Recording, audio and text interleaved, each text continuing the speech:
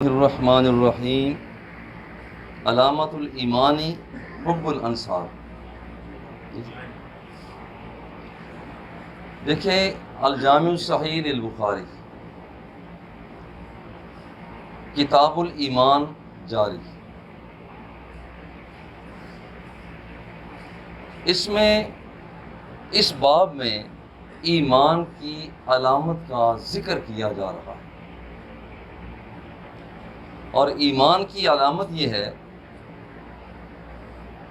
انصار کے ساتھ محبت رکھنا ایمان کی علامت، انصار صحابہ کے ساتھ بغض رکھنا یہ نفاق کی علامت۔ صحابہ کرام سے محبت پیار ایک عمومی طور پر بھی ہے، اصحابی کا نجوم بیایہم اقتدیتم فاہتدیتم، سارے ہی ویسے میرے صحابی وہ تو ستارے ہیں، جس کی بھی تم اتباع کر لو گے ہدایت پا جاؤ گے۔ سب صحابہ کے بارے میں، مگر انصار کے بارے میں حضور علیہ الصلوۃ والتسلیم نے بطور خاص ارشاد فرمایا کہ اگر مجھ پر ایمان لاؤ گے تو اللہ پر ایمان لاؤ، اور مجھ پر ایمان لانے کے حوالہ سے تمہارے ایمان کا ٹیسٹ کیا ہوگا؟ میرے انصار کے ساتھ محبت اور پیار کرو گے تو یہ مجھ پر ایمان ہوگا، مجھ پر ایمان ہوگا تو تمہارا اللہ پر ایمان ہوگا، جس کا مطلب یہ ہے کہ اگر کوئی شخص اللہ جل جلالہ کی بارگاہ میں پہنچنا چاہتا ہے تو صحابہ کرام کے ساتھ وابستہ ہو جائے، ان کے دامن کو تھام لے۔ صحابہ کے دامن کو تھامے گا تو دامن مصطفیٰ میں آ جائے گا، دامن مصطفیٰ سے وابستہ ہوگا تو رب ذوالجلال کی بارگاہ تک رسائی ہو جائے گی۔ واللہ یہ ایک علامت ہے، ہمارے ہاں ایک شومی قسمت ہے کہ اولیاء اللہ کا تذکرہ کرنا ہمارا دینی فریضہ ہے، مگر صحابہ کرام جتنے بھی اولیاء، اتقیاء، اصفیاء، صوفیاء، وہ سارے کے سارے تو صحابہ کرام کے گرد راہ سے بنے۔ ہم جیسے اولیاء اللہ کا تذکرہ کرتے ہیں، ہمارے فرائض میں شامل ہے کہ اس سے کہیں بڑھ کر صحابہ کرام کا تذکرہ بھی کریں، کیونکہ اصل یہ سارے کے سارے ہزاروں لاکھوں ولی، غوث، قطب، ابدال جمع ہو جائیں اور پھر یہ پہاڑوں جتنا سونا بھی مل کر وہ تقسیم کر دیں تو وہ صحابی رسول نے جو ایک مٹھی بھر جو تقسیم اللہ کے راہ میں کیا ہے، سارے مل کر بھی سونے اس کا مقابلہ نہیں کر سکتے۔ اس لیے صحابہ کرام کے حوالہ سے ہمارے گوشے بڑے نرم ہونے چاہیے۔ اچھا بھی ایک بات یہاں پر سوال پیدا ہوتا ہے کہ انصاری کے ساتھ پیار یہ تو ہو گیا ایمان کی علامت، انصاری کے ساتھ بغض یہ ہو گیا نفاق کی علامت۔ تو انصار بھی تو آپس میں لڑا کرتے تھے بھائی، انسان ہونے کے ناطہ سے ایک انصاری دوسرے کو، دوسرا پہلے انصاری کو، وہ وہاں پر تو بات چیت ہو رہی ہے۔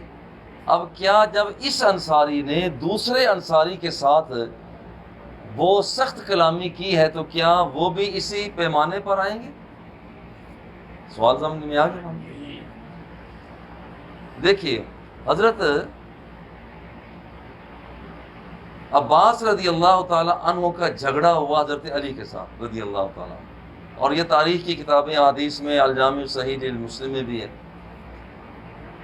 دونوں کا آپس میں ہو گیا جھگڑا، اور ایسے ایسے سخت الفاظ ایک دوسرے کے خلاف کہیں، اور جھگڑا بھی کہاں پر؟ صحابہ کی موجودگی میں عمر فاروق رضی اللہ تعالی عنہ کے گھر۔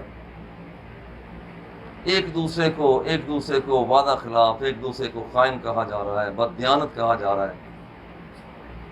اب یہ بھی تو آپس میں جھگڑ رہے ہیں۔ اچھا جنگ جمل میں کیا ہوا تھا؟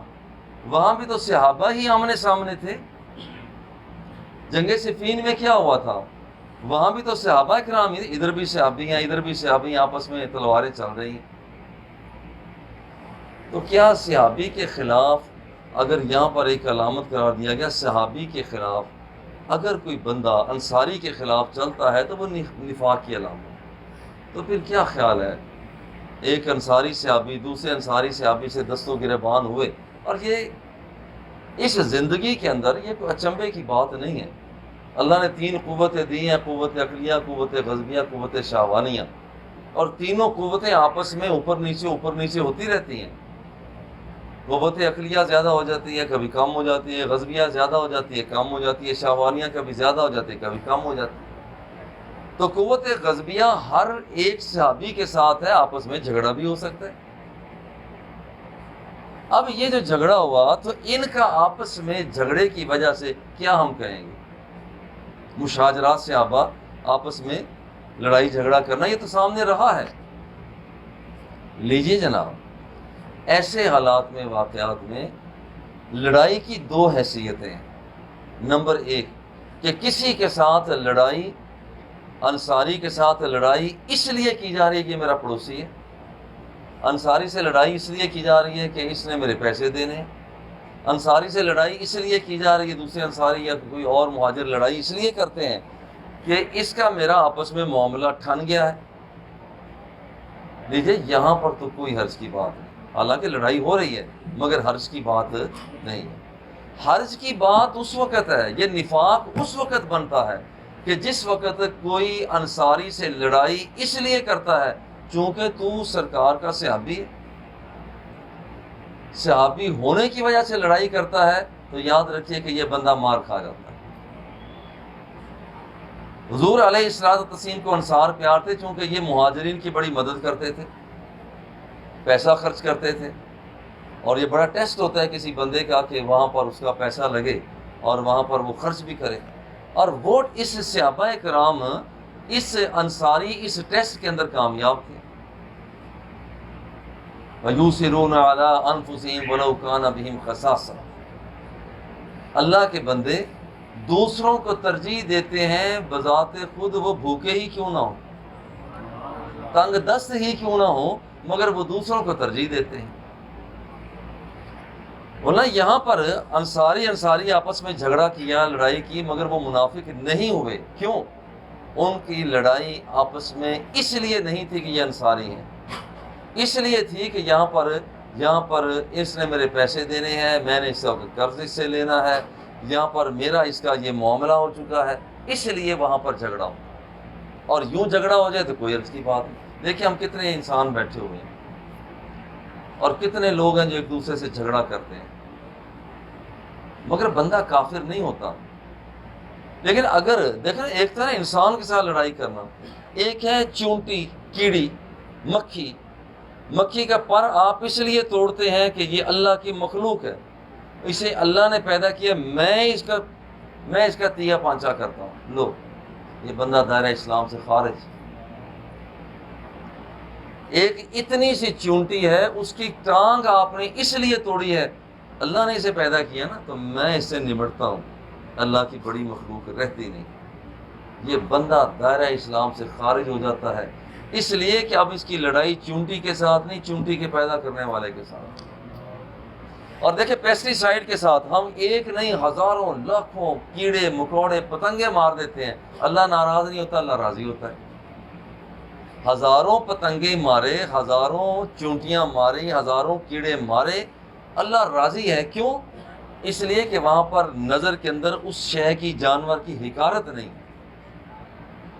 اور کسی جانور کو حقیر سمجھ کر آپ نے اس کی چھوٹی سی ایک ٹانگ توڑ دی ہے، اللہ ناراض ہو جاتا ہے۔ کیوں ناراض ہو جاتا ہے؟ اس کی ناراضی کی وجہ یہ ہے کہ وہاں پر نقطۂ نظر تمہارا بدل گیا، مطمع نظر تمہارا بدل گیا ہے، اس لیے تم اس سے کر رہے ہو کیونکہ یہ اللہ کی مخلوق ہے۔ انصاری کے ساتھ لڑائی اس لیے کرنا کہ یہ انصاری ہے، حضور کا یہ پیار کرنے والا ہے، بندہ دائرہ اسلام سے خارج، نفاق، بلکہ وہاں پر یہ تو کفر سے بھی زیادہ گندی بیماری جس کا پتہ بھی نہیں چلتا۔ اور اگر وہ لڑائی ویسے کرتا ہے کہ بھائی تو میرے ساتھ ٹکرایا کیوں ہے، لڑائی شروع ہو گئی، بندہ دائرہ اسلام سے خارج نہیں ہے، نفاق پیدا نہیں ہو۔ اس کی ایک مثال سمجھ لیجئے کہ ایک آدمی، ہمارے ہاں لڑائی ہوتی ہے، اللہ کے فضل و کرم سے ماشاءاللہ سب کی داڑھی ہیں، وہ سامنے والا بندہ وہ لڑائی کرتا کرتا وہ داڑھی کو پکڑ لیتا ہے. ہمارے ہاں کئی مسائل آتے ہیں جس کا بس پھر نہیں چلتا نا, وہ کہتا ہے جناب یہاں پر لڑائی میں تو پورا نہیں اتر سکا, اب اس کے پاس ایک چیز لے کر اس نے میری داڑھی کو نوچا ہے. اس کا مقصد یہ ہوتا ہے کہ فتویٰ دیا جائے کہ بندہ دائرہ اسلام سے خارج ہے, داڑھی کی توہین کی. اور ہمارے بعض مفتی یہ دے بھی دیتے ہیں, یہ فتویٰ دے بھی دیتے ہیں کہ داڑھی حضور کی سنت ہے, اس نے توہین کی ہے, بندہ دائرہ اسلام سے خارج ہے. دیکھیں دائرہ اسلام سے اس وقت خارج ہوگا جب داڑھی شیف کو اس نے اس حیثیت سے پکڑا کہ یہ سنت مصطفیٰ, پھر یہ بندہ دائرہ اسلام سے خارج ہوتا ہے. بھئی ایک آدمی پکڑ رہا ہے, اس کے ہاتھ میں اس کا ہاتھ نہیں آ سکا, آئی داڑھی ہے. مقصد اس کا سنت رسول صلی اللہ علیہ وآلہ وسلم کی توہین کرنا نہیں تھا, یہ دائرہ اسلام سے خارج نہیں ہے. لیکن اگر یہی بندہ داڑھی شریف کو اس لیے پکڑتا ہے کہ یہ سنت مصطفیٰ ہے, میں ابھی اس کی خبر لیتا ہوں, بڑا رہتا نہیں ہے سنت رکھنے والا. اب یہاں پر مخالفت اب سنت کی آ گئی, لہذا یہاں پر سنت کی مخالفت ہونے کی وجہ سے بندہ دائرہ اسلام سے خارج ہو گیا. بھائی دیکھیے حضور علیہ السلام تسلیم کے جب بدو نہیں لڑتے تھے, وہاں پر گلے کے اندر پٹکا نہیں ڈال لیا تھا. اچھا یہ بندہ تو کافر نہیں ہوتا, حالانکہ پٹکا ڈال رہا ہے کہ اے محمد تو نے مجھے پیسے نکال رہا بیت المال سے, تو نے کوئی اپنے باپ کی جائیداد سے پیسے دینے, مگر کافر پھر نہیں ہوتا. دیکھ کیوں؟ اس لیے کہ اس کے دل کے اندر حضور علیہ الصلوۃ والتسلیم کی توہین نہیں تھی. یہ کہتا تھا پیسے مانگنے کا طریقہ ہی یہی ہے, وہ یہ سمجھ رہا تھا نا, بدو تھا, اس کا طریقہ اس کا سٹائل یہی تھا, بس اس نے اپنا سٹائل انداز اختیار کیا. حضور علیہ الصلوۃ والتسلیم نے کچھ نہیں کرا. مسجد نبوی شریف کے اندر حضور علیہ الصلوۃ والتسلیم کی موجودگی میں مسجد نبوی شریف کے اندر سامنے ایک بندہ بیٹھا ہوا ہے, وہ پخانہ کر رہا ہے, پیشاب کر رہا ہے. صحابہ کرام اس کی طرف بھاگنے لگتے ہیں کہ اس کو جا کر ہم روکتے ہیں. آپ نے فرمایا خاموش ہو گئے, بیٹھے رہے. وہ آرام سے جب فارغ ہو گئے, آپ میرے آقا اٹھے, فرمایا ان هذه المساجد لا تصلح لقذر. بچے یہ مسجدیں ہیں, مسجدوں کے اندر غلاظت نہیں پھیلایا کرتے. پیار بھری بات نہیں. اب دیکھیں اگر کوئی بندہ مسجد کی توہین کرتا ہے, اللہ کا گھر ہے, میں اس لیے یہاں پر پیشاب پخانہ کر رہا ہوں, دائرہ اسلام سے خارج. مگر اس لیے میں نے وہاں پر مروا پر ایک آدمی کو دیکھا وہ پیشاب کر رہا, مقام مروا پر دیکھا وہ پیشاب کر رہا. یہ چند سال پہلے کی بات ہے. اچھا یہاں پر وہ کیے جا رہا ہے, یہ بندہ دائرہ اسلام سے خارج نہیں ہے. کیوں؟ بھئی اسے شوگر کی تکلیف ہوگی, وہ اس کو پیشاب پر قابو نہیں پا سکا, ضعیف العمر تھا, پیشاب کر دیا اسے. دیکھو وہاں پر یہ بندہ دائرہ اسلام سے خارج نہیں ہوا, حالانکہ مروا کے مقام پر میں نے خود دیکھا کہ وہاں پر وہ پیشاب کر رہے ہیں, مگر دائرہ اسلام سے خارج کیوں نہیں؟ اس لیے نہیں کہ اس کے دل کے اندر توہین نہیں. حضرت موسیٰ علیہ السلام جب تشریف لائے تو دیکھا کہ اپنے ہارون بھائی کو وہ اپنا نائب خلیفہ بنا کر گئے تھے. بعد میں آئے تو دیکھا کہ وہ لوگ تو ارد گرد بتوں کی پوجا کر رہے ہیں, پجاری بنے ہوئے ہیں. ایسے حالات میں وہاں پر آپ نے آتے قرآن مقدس میں ہے کہ آپ نے اپنے بھائی کی داڑھی کو پکڑ لیا. ایک نبی دوسرے نبی کی داڑھی کو پکڑ لیا, واخذہ بلحیتہ, داڑھی کو پکڑ لیا, جو جوڑا. یہ کیا کیا تو نے؟ اس کا مطلب یہ ہوا کہ ایک چیز یہاں توہین کرنے, یہاں پر توہین نہیں ہو رہی, نبوت کی توہین نہیں ہو رہی, سنت کی توہین نہیں ہو رہی. وہاں پر غصے کے اندر بال ہی داڑھی شریف کے آئے ہیں. جب بال ہی داڑھی شریف کے آئے ہیں اور نوچ لیا ہے تو یہ بندہ دائرہ اسلام سے خارج ہے. وہ بھی نبی ہیں, وہ بھی نبی ہیں. تو انصار کی محبت, انصار کی جو محبت ہے وہ محبت وہاں یہ علامت ہے ایمان کی. انصار کی محبت علامت ہے ایمان کی، اور انصار کے ساتھ بغض رکھنا یہ علامت ہے نفاق۔ کوئی شخص، تھوڑا سا آگے ہو جائیں، پیچھے لوگ کھڑے ہوئے ہیں، تھوڑا سا بیٹا آگے ہو جائیں، تھوڑا سا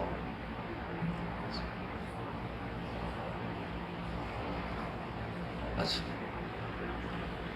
علامت الایمان حب الانصار، انصار کی محبت یہ ایمان کی علامت ہے۔ حدثنا ابو الولید سمعت انس بن مالک عن النبی صلی اللہ علیہ وآلہ وسلم قال آیت الایمان حب الانصار و آیت النفاق بغض الانصار، انصار کی محبت ایمان کی علامت ہے، نفاق اور اسی طرح سے انصار کے ساتھ بغض رکھنا یہ نفاق کی علامت ہے۔ باب حدثنا ابو الجمان قال حدثنا شعیب بن عن زہری قال اخبرنا ابو ادریس، پوری سند کے بعد کانا شاہدہ بدنا وہو احد النقباء۔ دیکھیے عبادہ بن صامت رضی اللہ تعالی عنہ یہ بدریین میں سے ہیں، بدری صحابہ ہیں، اور یہ واہوا احد النقباء لیلۃ العقبہ۔ دیکھیے یہاں پر نقباء کہا جاتے ہیں جو ایک جماعت ہو تو ان کا جو مانیٹر ہوتا ہے، مانیٹر کو کہا جاتا ہے نقیب، ناظم الامور، یوں سمجھیں، ناظم الامور کو کہا جاتا ہے نقیب، اور اس کی جمع ہے نقباء۔ یہ حضور علیہ الصلوۃ والتسلیم کے ساتھ مدینہ منورہ سے آنے والے لوگ جس وقت مدینہ منورہ مکہ مشرف کے ایک خاص مقام پر جمع ہوتے، حضور علیہ الصلوۃ والتسلیم ان نمائندگان کو تلقین فرمایا کرتے، ان نمائندگان کو فرمایا کرتے کہ تم نے یہ کرنا ہے، یہ کرنا ہے۔ اب وہ کہلائے نقباء، اور جس جگہ پر جس وادی کے اندر جمع ہوتے تھے اسے کہا جاتا ہے عقبہ۔ اس مقام میں نقباء جمع ہوئے، مقام جو عقبہ تھا وہاں پر صحابہ کرام جمع ہوئے۔ ان رسول اللہ صلی اللہ علیہ وآلہ وسلم قال وحولہ اصابۃ من اصحابہ، حضور تلقین فرما رہے ہیں اور آپ کے ارد گرد جماعت ہے، اصابہ، ایک سے لے کر یہاں 3 سے لے کر 40 افراد تک کے اجتماع کو کہا جاتا ہے اصابہ، ایک جماعت ہے۔ جیسے ہم یہاں پر اصابہ کہہ لیجیے کہ یہاں پر بہت زیادہ آدمی نہیں ہے، وہ 40 کی رینج میں ہے، تو یہاں پر اسے کہا جاتا ہے اصابہ۔ بایعونی علی اللہ تشرکوا باللہ شیئا، اب حضور علیہ الصلوۃ والتسلیم دیکھیے صحابہ ہیں مگر ان سے بیعت لے رہے ہیں، صحابہ ہونے، اچھا بیعت کیا لی جاتی ہے؟ بیعت اللہ تشرکوا باللہ شیئا، دیکھو تم نے شرک نہیں کرنا، اللہ کے ساتھ کسی کو شریک نہیں ٹھہرانا، ولا تسرقوا، چوری نہیں کرنی، نمبر 3 ولا تزن، زنا تم نے نہیں کرنا، چوتھی بات ہے ولا تقتلوا اولادکم، اور تم نے اپنے اولاد کو قتل نہیں کرنا، ولا تاتوا ببہتان تفترونہ بین ایدیکم وارجلکم، دیکھو اپنے سامنے، اپنے ہاتھوں کے سامنے، اپنے پاؤں کے سامنے کسی بندے پر تم نے بہتان نہیں باندھنا۔ بہتان ایک ہوتا ہے چغلی، ایک ہوتا ہے بہتان۔ چغلی وہ ہوتی ہے کہ ایک آدمی کسی کے بارے میں ایسی بات کرتا ہے جو اس کو دکھ پہنچاتی ہے، مگر چپکے سے کرتا ہے تاکہ اس کی عزت کو نیچے کرے، اس کے اندر قصور بھی ہے۔ ایک آدمی مثال افراتفری کے ساتھ کھاتا ہے، آپ کہتے ہیں دوسرے سے یار یہ بندہ بڑا عجیب ہے، کھاتا افراتفری کے ساتھ، اس کی توہین ہو گئی۔ اب یہ توہین، یہ چغلی بن جاتی ہے۔ جو عیب موجود ہو اور اس کی غیر موجودگی میں اس کی عزت کو کم کرنے کے لیے کہنا، یہ چغلی بن گئی۔ اور ایک عیب کسی بندے کے اندر ہے ہی نہیں تو پھر کہتا ہے کہ یہ بندہ ایسا ہے، تو اسے کہا جاتا ہے بہتان۔ بہتان تو اور بھی زیادہ بری بات ہے، بہتان اور بھی زیادہ بری بات ہے۔ اور حضور نے فرمایا کہ اپنے سامنے، اپنے ہاتھوں کے سامنے، اپنے ہاتھوں کے سامنے، اپنے پاؤں کے سامنے یہ کسی پر بہتان نہ لگانا، اپنے ہاتھوں کے سامنے، پاؤں کے سامنے۔ کچھ دیکھیں نا کہ یہاں پر وہ سینے کے سامنے بھی تو ہو سکتا ہے، اپنے بازوؤں کے سامنے بھی ہو سکتا ہے، مگر یہاں پر یہ کلمات تھا بین ایدیکم و ارجلکم، چونکہ بڑے امور جو ہوتے ہیں ان کی نسبت ہاتھوں کی طرف یا پاؤں کی طرف ہی کی جاتی ہے۔ کبھی دیکھیں جس آدمی نے اپنی طاقتوری کا اظہار کرنا ہوتا ہے تو وہ کیا کہتا ہے؟ وہ کہتا ہے پنجابی میں، اسی کوئی اپنے ہتھاں چوڑیاں نہیں پائیاں ہوئی، یہ جملہ بولتے ہیں نا، اسی کوئی اپنے ہتھاں چوڑیاں نہیں پائیاں۔ اب ہاتھ کا تذکرہ کیا جاتا ہے۔ اب یہاں پر آپ نے ایک اور دیکھا ہوگا، اچھا ابھی فلاں لوگوں کے ساتھ ہماری دشمنی ہے کہ وہ ہمارے علاقے کے بازو لے گئے ہیں۔ لفظ بازو کا استعمال کیا جاتا ہے جب وہ وہاں پر کوئی عورت کو اغوا کر کے لے جاتے ہیں تو ہمارے دیہاتوں کے لوگ کہتے ہیں ان سے ہماری بڑی دشمنی ہے، پرانی دشمنی ہے، وہ ہمارے بازو لے گئے تھے، جس کا مطلب ہے کہ بازوؤں کو طاقت کے ساتھ تعبیر کیا جاتا ہے، بازوؤں کو پورے انسان کے ساتھ تعبیر کیا جاتا ہے، پورے وجود کے ساتھ تعبیر کیا جاتا ہے۔ تو تم اپنے سامنے کسی اس پر بہتان نہ لگانا، ولا تعصوا فی معروف، اور دیکھو جو تقویٰ کے، پرہیزگاری کے، نیکی کے کام ہیں تم نے ان سے پہلو تہی نہیں کرنا، وہاں ان سے الگ نہیں ہونا، بلکہ تم نے اچھے کاموں کو اختیار کرنا ہے۔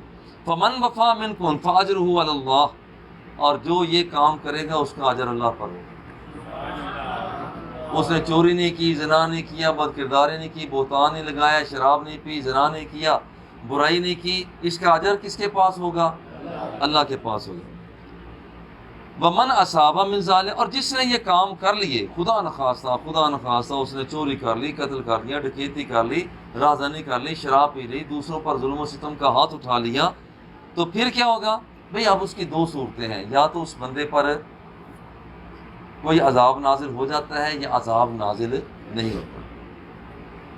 اس حدیث کے مطابق ہے عذاب نازل ہو جاتا ہے تو یہ اس کے گناہ کا کفارہ بن جاتا ہے، عذاب نازل نہیں ہوتا تو پھر اللہ جانے بندہ جانے، اگر اللہ چاہے تو اس پر عذاب نازل کرتا ہے، نہ چاہے تو اس کو بخش دے، چاہے تو اس کو سزا دے دے، چاہے تو اس کو بخش دے۔ اس لیے یہاں پر کوئی آدمی گناہ گار بھی ہو، اگر اس کو تکلیف میں ہو، کبھی نہ کہیں دیکھا اس نے گناہ کیا تھا نا، اپنی بھگت رہا ہے نا۔ بھائی اگر وہ بھگت رہا ہے تو وہ تو اللہ کے قریب ہو رہا ہے بھگت کر، تو اپنی خیر منا کہ تو نے کوئی برائی کی ہے، تمہیں کوئی سزا نہیں ملی ہے، تو تیرا تو معاملہ اب اللہ کے سپرد ہے، کہیں تجھے ڈر ہونا چاہیے کہیں وہ تجھے سزا نہ دے دے۔ کبھی کسی بندے پر نہ ہنسے، کسی بخار ہو گیا ہے، ٹانگ ٹوٹ گئی ہے، بازو ٹوٹ گیا ہے، تکلیف ہو گئی ہے، بھئی یہ تو صحابہ کرام کے حضور علیہ الصلوۃ والتسلیم دراز گوش سے جب گرے تھے تو کیا آپ کا ایک پہلو زخمی نہیں ہو گیا تھا؟ اور پھر آپ نے کیا صحابہ کرام کو بیٹھ کر نماز نہیں پڑھائی تھی؟ صحابہ کرام کھڑے ہیں، حضور بیٹھے ہوئے، تو حضور بھی زخمی ہوئے ہیں۔ تو زخمی ہونا، تکلیف ہونا، یہ کوئی اچنبے کی بات نہیں ہے۔ تو روے ومن اصاب من ذالک، جو یہ امور اختیار کرتا ہے، فعوقب فی الدنیا، تو پھر اس کو دنیا کے اندر سزا دے دی جاتی ہے، فہو کفارۃ لہ، وہی اس کا کفارہ بن جاتا ہے۔ دیکھیے شفافے کا یہی موقف ہے کہ اس کا وہ کفارہ بن جاتا ہے۔ امام ابو حنیفہ کی تھوڑی سی ٹیکنیکل پوائنٹ ہے، وہ فرماتے ہیں کہ اگر اس بندے نے خطا کی، گناہ کیا، مثلا چوری کر لی، اور یہاں یہ اس کا ہاتھ کٹنے سے پہلے، اور اس بندے کا ہاتھ کٹنے سے پہلے اس بندے نے اللہ سے توبہ کر لی، جب اس نے توبہ کر لی ہے اب اس کو آخرت میں سزا نہیں ملے گی، اس بندے کو آخرت میں سزا، چونکہ اس نے توبہ کر لی ہے۔ اور اگر اس نے توبہ نہیں کی، بھلے سے اس کا ہاتھ بھی کٹ گیا، تو یہاں پر یہ جو اس کا ہاتھ کٹا ہے یہ تو صرف اس لیے کٹا ہے کہ یہاں پر اس نے چوری کی ہے اور دنیا کے اندر حالات کو سازگار رکھنے کے لیے اس کا ہاتھ کاٹا گیا۔ گویا کہ اب یہاں پر اس کا ہاتھ کا کٹ جانا جو ہے، وہاں پر وہ مدنی مسالے، شہری سیاست کو برقرار رکھنے کے لیے، اور ابھی یہ اس کے جرموں کی سزا یہاں جو اسے وہ جو ملنی ہے وہ نہیں ملی۔ جرم کی سزا یہ اس وقت ہے کہ اس کا کفارہ بنتا ہے کہ جب وہ سزا ہونے سے پہلے توبہ کر لیتا ہے۔ وَمَنْ أَصَابَ مِنْ ذَلِكَ شَيْءًا ثُمَّ سَتَرَهُ اللَّهُ، ایک آدمی نے گناہ کا کام کیا اللہ نے اس پر پردہ پوشیدہ کر دی. فَهُوَ إِلَى اللَّهِ، اب یہ ذمہ، اب یہ معاملہ اللہ کی بارگاہ میں. ان شاء عفا عنہ وان شاء عاقبہ، اگر چاہے تو اللہ تعالیٰ اس کو معاف کر دے اور اگر چاہے تو اس کو وہ سزا دے دے. فَبَايَعْنَاهُ عَلَىٰ ذَلِكَ. اور دیکھیں یہاں پر یہ دیکھیں مولانا اللہ جل جلالہ کی بارگاہ میں اب یہ معاملہ ہے کہ ایک نے گناہ کیا، سزا اس کو دستیاب نہیں ہوئی ہے. اب اللہ جانے بندہ جانے، ہو سکتا ہے کہ یہ معاف کر دے، وہ اس کو سزا نہ دے. کیوں نہ سزا دے؟ کہ یہ اس نے توبہ استغفار کر لی ہے، وہاں پر اللہ کو رحم آ گیا ہے. بھائی دیکھیں اگر آپ کا جرم خدا نخواستہ جرم کسی نے کر لیا اور وہ چھپ گیا، کسی کو پتہ نہیں چلا، تو آشکارا نہ کرتے پھریں میں نے یہ کیا، میں نے یہ کر لیا، یہ کر لیا، خدا نخواستہ میں نے شراب پی لی، خدا نخواستہ کوئی بندہ یوں کہہ رہا ہے کہ جی میں تو زنا کیا، بڑا ایسا ہوا ایسا ہوا نا. اگر خدا نخواستہ گناہ ہو گیا ہے تو اس کو اللہ کی بارگاہ میں تو توبہ کرو، اس کو چھپا لو، کسی کے سامنے آشکارا نہ کرو. کیونکہ اب اللہ نے ڈھانپ دیا ہے تو اللہ جل جلالہ جو کریم ہے اسے توقع کی جا سکتی، جس نے یہاں پر ڈھانپ دیا وہ وہاں پر بھی ڈھانپ دے گا. اس لیے گناہ خدا نخواستہ ہو بھی جائے تو آشکارا نہ کیا جائے. ڈھانپا ہوا ہے، زیادہ آپ صوفی باصفا بننے کے لیے دوسروں پر کہ جی میں نے یہ گناہ کیا، یہ گناہ کیا. اللہ فرماتا ہے میں نے تو ڈھانپا تھا، آشکارا تو نے خود کیا، نہ کیا جائے. صلی اللہ تعالی علیہ وسلم.